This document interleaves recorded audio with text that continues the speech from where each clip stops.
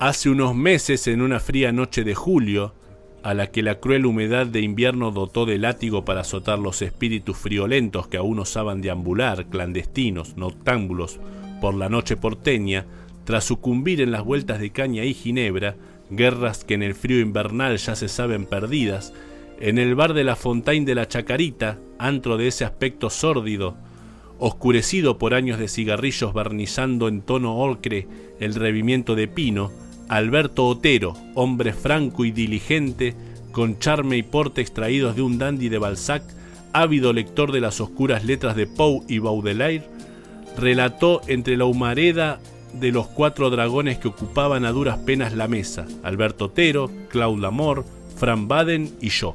Una historia de mediados del siglo XIX acontecida en la antigua estancia La Fortuna, a unos 30 kilómetros al norte de Olavarría.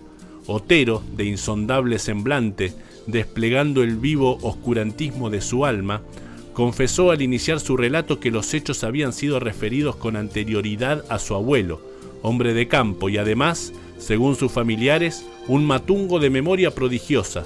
Un viejo peón de la estancia, durante un encierro de marcas, le habría revelado secretos de la familia propietaria mientras el día pasaba entre el rojo vivo de los hierros candentes con las mayúsculas EF y los cuartos traseros humeantes de cientos de animales que, no encontrando salida del tumulto y del dolor, expresaban desesperación en sus ojos desorbitados, a punto saliéndoseles de las cabezas.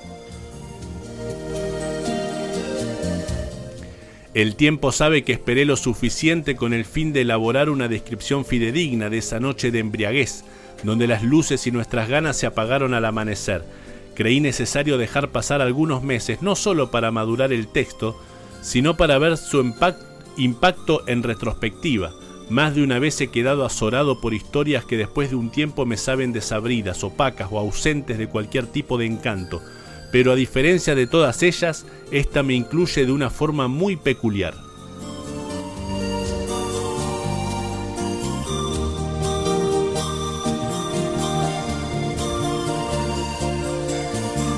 Corría el año 1853, comenzaba la organización nacional con la sanción de la Constitución. El territorio se hallaba fragmentado por diversas disputas de poder, tanto locales como extranjeras. Mientras Urquiza asumía la presidencia de la Confederación, Buenos Aires permanecía como estado autónomo e independiente, en esa patria en la que existían caudillos y latifundios como barro resquebrajado en el desierto. Llegó a la estancia La Fortuna bajo una copiosa lluvia de abril el Pardo Smith, un gaucho escapado de las milicias federales entrerrianas que decía haber tomado la ruta panorámica a Buenos Aires por Río de Janeiro, la selva de los Césares, el Cusco de Atahualpa, la Chuquisaca revolucionaria y el Santiago de O'Higgins, antes de llegar a ese último destino que lo recibía tormentosamente. Nazareno María Smith, hijo de una sierva negra, había recibido el apellido del dueño de la estancia Smith & Co., como se acostumbraba en la época, solo que el Pardo no era poseedor a secas de un apellido, sino además hijo legítimo de Sir Brian Smith, dueño de una mitad del actual Entre Ríos, servidor de la corona británica y el representante más importante del imperio inglés en el sur del continente. El Sir poseía una red social amplia a base de negocios y promesas de ellos, con una parte importante de los terratenientes litoraleños, lazos imprescindibles para ejercer movimientos estratégicos de acuerdo a las necesidades británicas del momento. Las mañas del inglés, promiscuas y escandalosas, no le eran ajenas a los lugareños. Llegaban los rumores hasta Buenos Aires de la paternidad de 237 pardos, hijos de las 92 siervas desperdigadas en cada una de sus propiedades. Se decía que el señorito inglés tenía debilidad por la piel oscura, que para su execrable gracia se abastecía de la amplia variedad dispuesta en las grandes extensiones de tierra de su pertenencia, todo dependiendo de la necesidad que el instante dispusiera.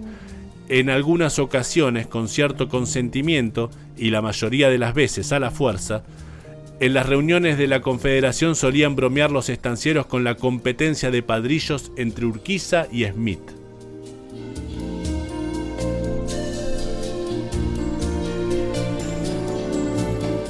El pardo, en un acto de lucidez, tal vez un generoso eufemismo al instinto de supervivencia, se escapó del destino común de sus hermanos, morir en el algodonal. La asamblea del año 13 poco había limitado las atribuciones de potestad que se arrogaban los grandes terratenientes sobre la vida del negro.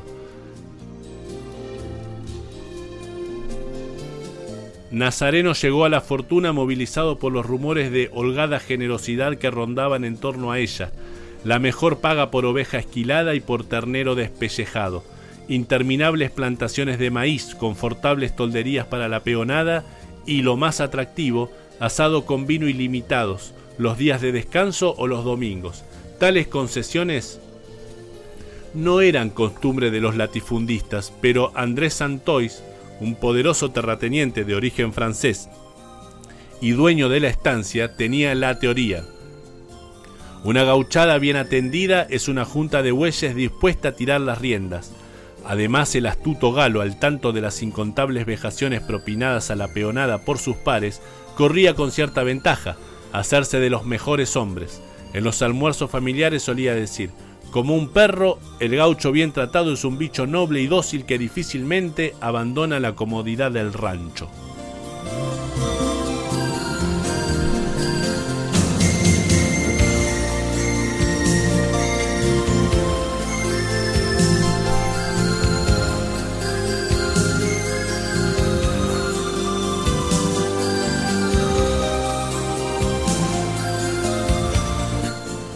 Un domingo a la tarde, perdía el sol bajo el nuboso manto gris.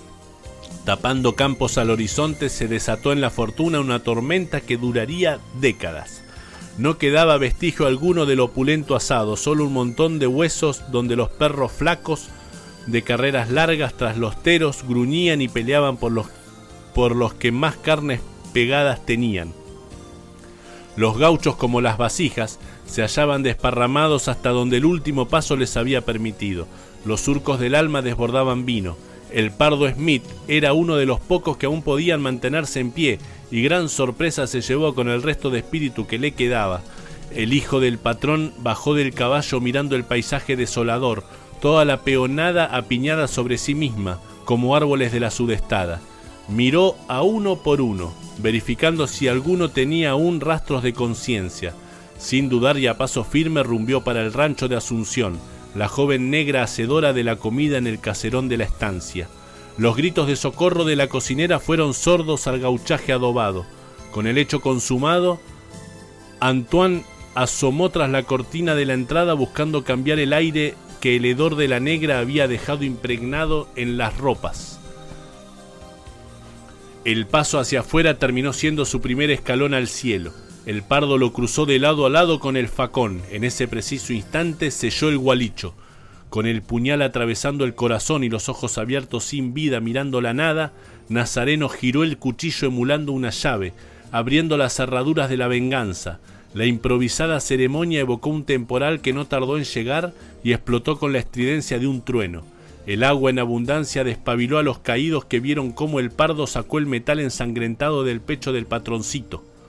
Abstraído ya del estado etílico por la descarga excesiva de adrenalina liberada en el breve lapso de la violación, juicio y veredicto, el pardo respondía a su iracundia fresco como los surcos de lechuga junto al precario rancho de barro, rabioso con abundante espuma en la boca, gritando al viento todas las desdichas del pasado, que a pesar de su osadía no había podido soltar. Con los ojos inyectados en la sangre de su sangre, veía a través de su niñez los espejos de generaciones repitiendo una y otra vez la imagen opresiva condicionada por la piel de decenas de miles de mujeres vejadas, violadas, ultrajadas y finalmente despellejadas de cualquier atisbo de amor.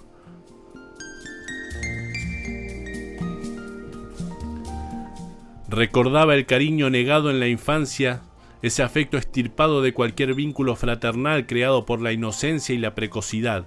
Advirtió el odio que toda su descendencia, su madre, la madre de su madre y la madre de todas las nacidas en el más pavoroso y desolador cautiverio, sentía al mirar sus ojos negros faltos de pupilas, porque ellos eran la prueba del sufrimiento, ellos eran la dolorosa marca, ellos eran los testigos del pasado, ellos eran las heridas del hombre blanco. Nació por la desgracia del ultraje y no por la gracia de un Mesías con cara de amor e impuesto a azote. Nació señalado por un destino común a todos los que como él conocían ya de niños el inexorable final, la putrefacta e insignificante muerte.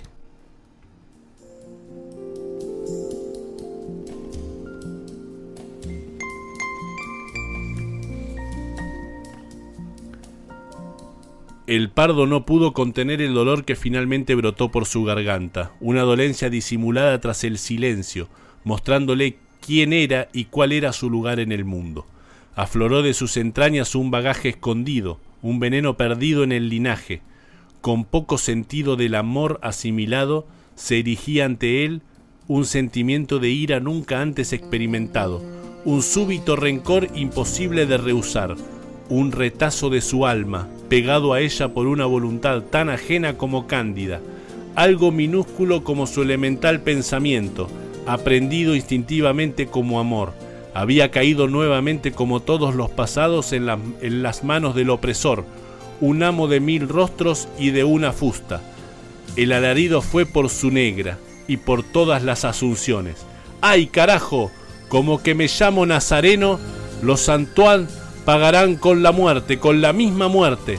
Hoy, carajo, los condeno, cada hijo de su hijo, a hierro y sangre, uno tras otro, hasta el final de los días.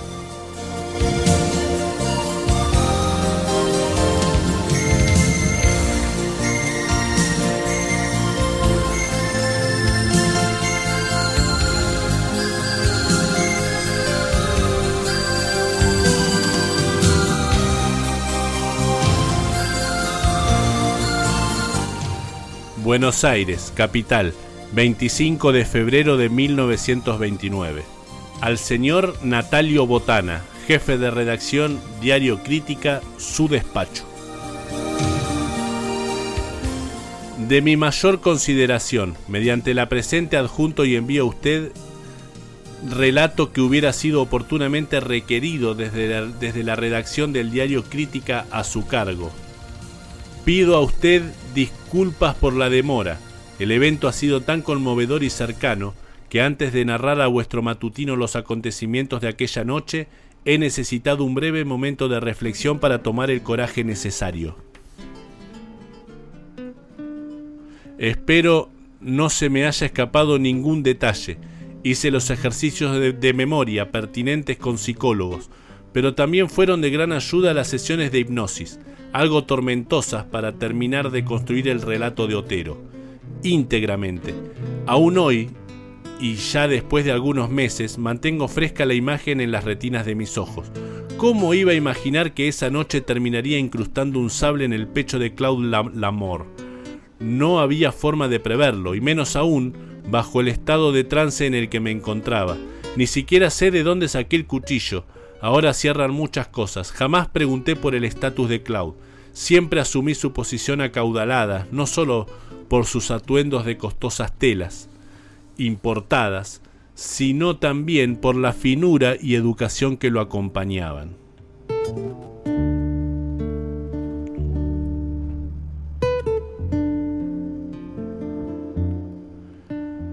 Me entero en la desgracia que el apellido de su madre es Antoine.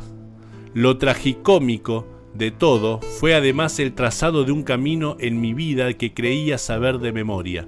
Mi padre mintió respecto a la identidad de mi abuelo. No fue un inmigrante inglés llegado a estas tierras con la construcción de las líneas ferroviarias. Mi abuelo se llamaba Nazareno. Cordiales saludos, Carlos Smith.